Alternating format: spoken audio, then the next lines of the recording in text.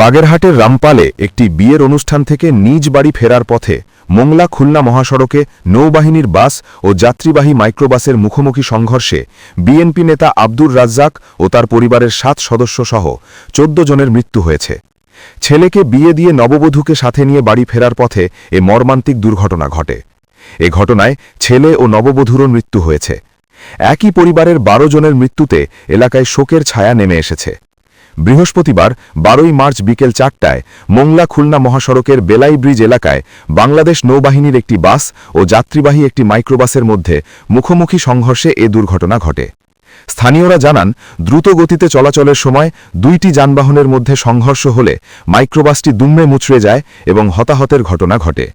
খবর পেয়ে পুলিশ ও ফায়ার সার্ভিসের সদস্যরা দ্রুত ঘটনাস্থলে পৌঁছে উদ্ধার অভিযান শুরু করেন। আহতদের উদ্ধার করে রামপাল উপজেলা স্বাস্থ্য কমপ্লেক্স এবং খুলনা মেডিকেল কলেজ হাসপাতালে পাঠানো হয়েছে। এই মেয়ের বাড়ি আছে নাকশা, ছেলের বাড়ি আছে সলাবনিয়া। ওনারা ওই জায়গা থেকে বিয়ে করে আসতেছিল, ওই অবস্থায় গাড়ি অ্যাক্সিডেন্ট মারা গেছে।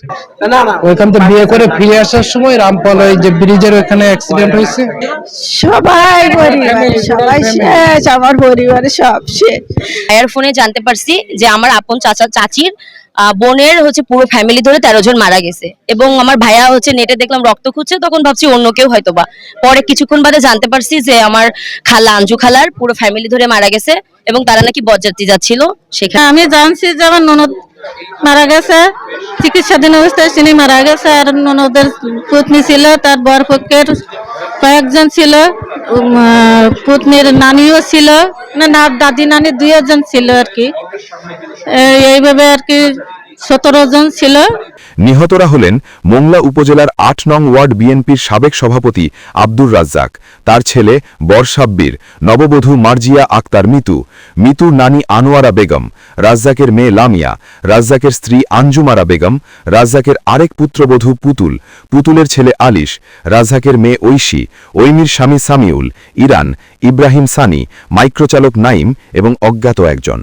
বাগেরহাটের কাটাখালী হাইওয়ে থানার ওসি জাফর আহমেদ দুর্ঘটনার তথ্য নিশ্চিত করে বলেন, মোংলা থেকে ছেড়ে যাওয়া নৌবাহিনীর একটি বাসকে খুলনার কয়রা থেকে মোংলার উদ্দেশ্যে ছেড়ে আসা একটি মাইক্রোবাস সরাসরি আঘাত করে।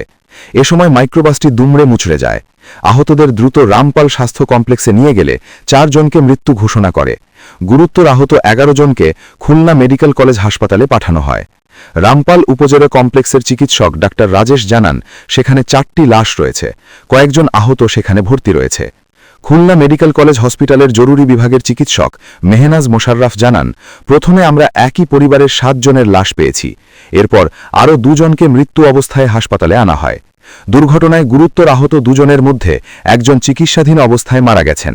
আজকের সড়ক দুর্ঘটনায় আমরা মোট 9 জনকে মৃত অবস্থায় পেয়েছি জরুরি বিভাগে, আর একজনকে গুরুতর অবস্থায় আমরা হসপিটালে ভর্তি করি। তো সে চিকিৎসারত অবস্থায়, ক্রিটিক্যাল অবস্থায় ছিল, চিকিৎসারত অবস্থায় তারও মৃত্যু হয়। আর ইমার্জেন্সি ডিপার্টমেন্টে জরুরি বিভাগে যে 9 জনকে আমরা মৃত হিসেবে পেয়েছি, তার মধ্যে 4 জন ছিল মহিলা, আর 2 জন 1 বছরের নিচে শিশু, আর একজন 12 বছরের কিশোর, আর হলো 2 জন পুরুষ, তার মধ্যে একজন ড্রাইভার ছিল। একজন পুরুষ এবং একজন মহিলাকে ভর্তি দেওয়া হয়েছিল, তার মধ্যে পুরুষের মৃত্যু হয়ে গেছে, চিকিৎসারত অবস্থায় তার মৃত্যু হয়। তাকে যখন আমরা ভর্তি দিয়েছিলাম তখনই সে খুবই ক্রিটিক্যাল অবস্থায় ছিল, সংকটাপন্ন অবস্থায় ছিল। তো চিকিৎসারত অবস্থায় কিছুক্ষণ পরই তার মৃত্যু হয়, আমার কাছে খবর আসে। আর যে মহিলা, উনি সম্ভবত মোংলার ওখান থেকে প্রাইমারি ট্রিটমেন্ট পেয়ে এখানে ভর্তি হয়েছিল, ওনার এখনো চিকিৎসা চলছে আমাদের এখানে। আর তার এই হলো লেটেস্ট আপডেট, মানে উনি এখনো, যতদূর আমি জানি, যে চিকিৎসা এখনো চলছে।